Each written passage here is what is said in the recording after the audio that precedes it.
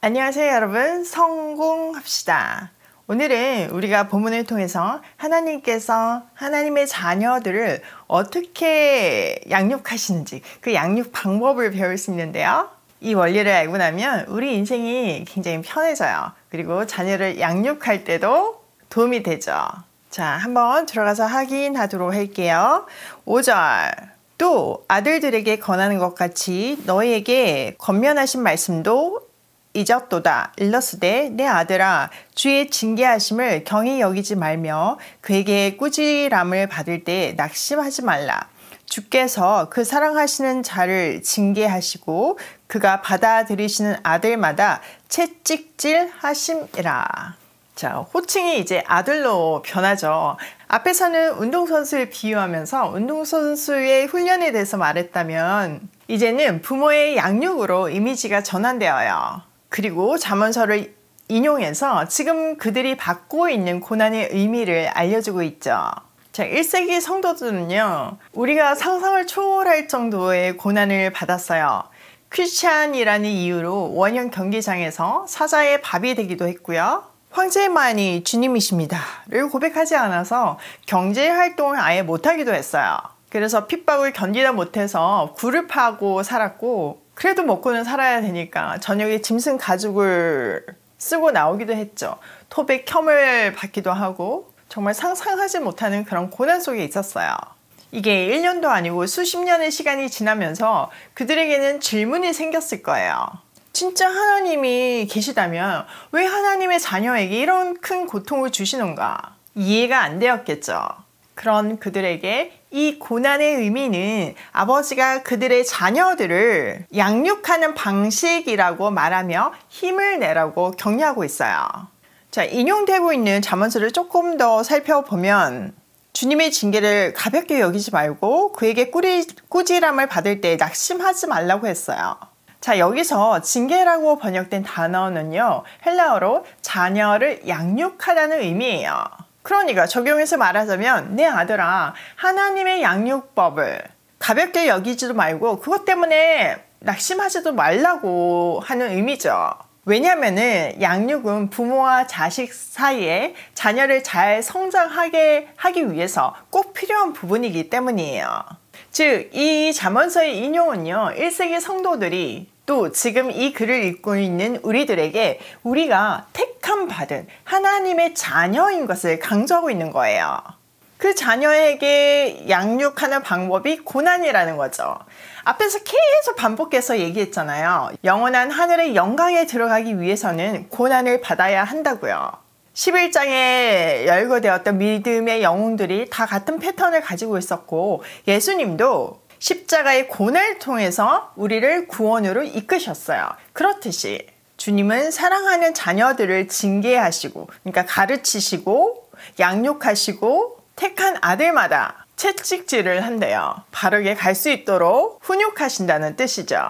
징계, 채찍, 굉장히 험악한 단어들이 사용되었지만 이거는 한마디로 자녀 교육을 하신다는 뜻이에요. 저는 이 말이 하랑이 때문에 더 절절하게 다가와요. 하랑이가 부유군에 있을 때는 저는 그 아이를 양육할 권한도 없었고 할 수도 없죠. 뭔가 잘못을 해도 그냥 뭐 어른으로서 이렇게 얘기를 하지만 정말 무섭게 야단치면서 가르칠 수는 없었어요. 그렇지만 내가 하랑이를 자녀로 받아들이면서 당연히 양육을 하고 있어요. 혼도 내면서요. 그 가정이 없이는 좋은 사람이 될 수가 없죠. 하나님은 우리를 사랑하시고 하나님의 모양과 형상대로 지음받은 우리가 그 창조 때의 모습을 회복시키기 위해서 당연히 교육을 하신다는 의미예요. 그것이 고난이라는 거죠. 여러분, 우리는 고난이 얼마나 우리를 성장하는지, 또 고난이 얼마나 하나님을 배우게 하는지 이미 경험으로 알고 있어요. 1세기 성도들에게도 그 얘기를 하고 있는 거예요. 자, 7절, 너희가 참음은 징계를 받기 위함이라. 하나님의 아들과 같이 너희를 대우하시나니 어찌 아버지가 징계하지 않는 아들이 있으리요. 징계는 다 받아들이는 것이거늘 너희에게 없으면 사생자여 친아들이 아니니라. 또 우리 육신의 아버지가 우리를 징계하여도 공경하였거든 하물며 모든 영의 아버지께서 더욱 복종하며 살려 하지 않겠느냐.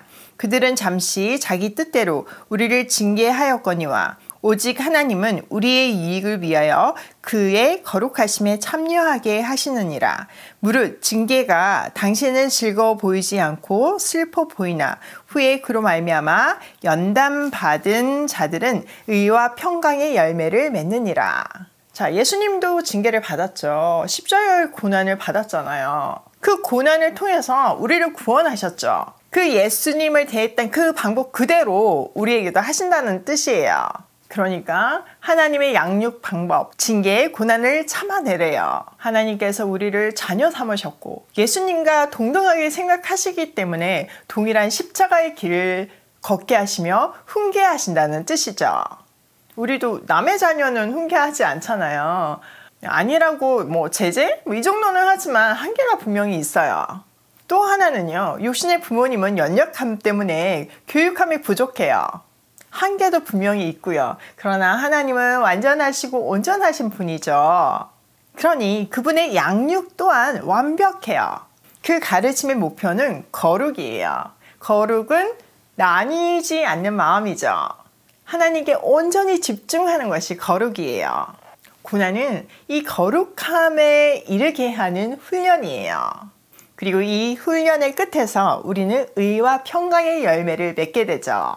그러니까 고난을 통해서 우리가 결국은 배우게 되는 것이 온전히 주님만 의지하는 거예요. 주님께 시선을 고정시키고 주님께 집중하는 거죠. 그래서 바울의 고백처럼 주를 위해서 죽고 주를 위해서 사는 멋진 인생을 살 수 있어요. 바울의 인생을 보면 진짜 고난의 연속이잖아요. 그러나 그의 마음에는 늘 의와 평강이 있었어요. 감옥에 있으면 감옥에 있는 대로 간수들에게 복음을 전했고 또 풀려나오면 또 만난 사람들마다 복음을 전했어요. 그는 주 안에서 살았기 때문에 감옥에 있든 자유인으로 살든 그게 전혀 문제가 되지 않았던 거죠. 죄수의 몸으로 로마를 향할 때에도 그는 황제에게 복음을 전할 비전으로 가슴이 뛰었어요. 하나님께 붙잡힌 인생은 이렇게 평안과 기쁨이 넘치는 인생이죠. 돈의 많고 적음, 사업의 성공과 실패, 이런 것들은 사실 우리의 마음의 평강을 깨트리지 못해요. 만약에 그런 것 때문에 깨어지고 있다면 우리는 아직 받아야 할 훈련이 많이 남은 거죠. 그 어떤 것도 우리의 평강을 깨지 못하도록 한 걸음씩 한 걸음씩 나아가야 해요. 얼마 전에 우리 둘째 아들이 대학 입학을 했거든요. 근데 이제 그게 발표가 나는 게 저녁 11시였어요.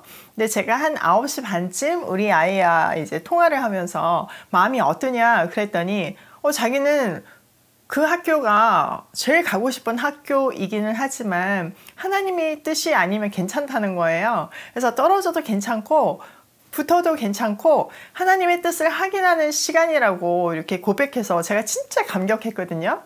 그 고백을 들으니까 저도 마음이 너무 평안한 거예요. 저도 마음이 그랬거든요. 그래서 이제 하랑이 재우다가 잠이 들었어요.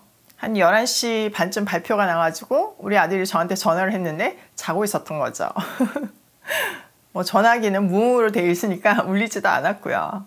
제가 만약에 우리 아들이 조금 불안해하거나 그러면 그 평안함을 가르쳐 주려고 노력하기 위해서 중보하기 위해서 잠을 안 잤을 건데 아이도 하나님의 뜻에 온전히 순종하기로 마음을 먹었고 저도 그러니까 떨어지나 붙으나 그게 중요하지 않더라고요.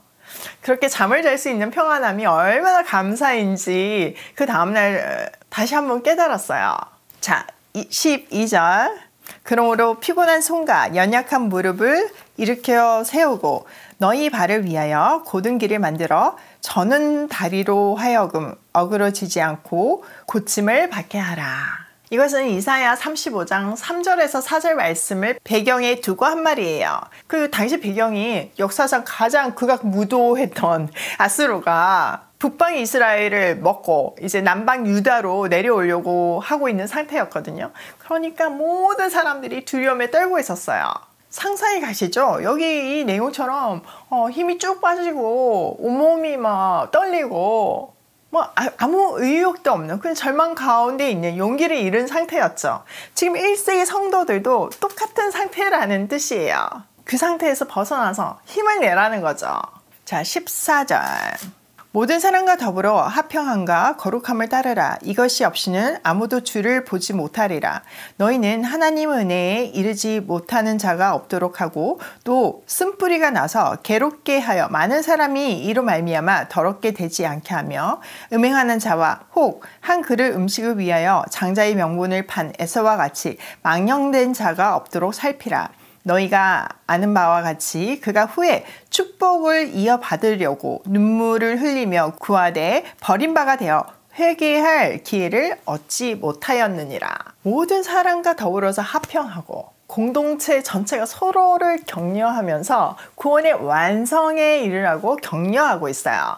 그러기 위해서는 제일 중요한 것이 하나님의 은혜에서 떨어져 나가지 않아야 하죠. 또 쓴뿌리가 나지 못하도록 주의하고 부도덕한 헬라 문화에 빠지지 않게 또 우상 숭배에 빠지지 않게 노력해야 했어요. 에서가 팥죽 한 그릇에 장자권을 넘겼던 사건을 상기시키며 잠시 기쁨의 대가로 영원히 후회할 일을 하지 말라고 경고하고 있어요. 1세기 성도들이나 또 지금 이 시대를 사는 우리도요. 신앙을 저버림으로 해서 당장은 유익을 얻을 수 있어요. 그러나 그 잠시의 기쁨보다는 영원한 상속을 바라보라는 말이죠. 인내하며 그 믿음의 경주를 완주하라고 격려하면서 이 단락을 마무리하고 있어요. 자, 오늘 내용을 우리 삶에 적용을 해보면요. 첫 번째, 하나님께서 양육하심에 감사하자. 여러분 고난 가운데 있으신가요? 감사하기 힘든 상황이라도 사실 하나님께서 우리를 택하시고 지금 훈련하시고 계시고 그것이 하나님의 자녀로 우리를 택하시고 사랑하는 증거임을 잊지 말고 힘을 내세요.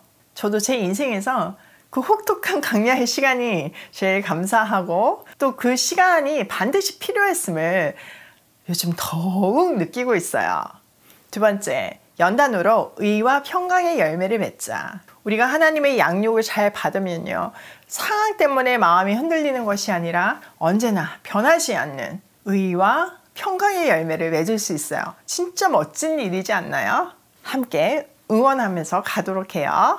세 번째, 잠시의 기쁨으로 영원한 것을 놓치지 말자. 그 영원한 것이 있는데 뭐 지금 잠시 이 기쁨을 누리겠어요. 그것을 볼 줄 아는 시각이 생길 때 우리는 세상과 타협하지 않을 수 있어요. 오늘도 하나님의 양육을 따라 거룩에 이르는 하루로 고고싱해요.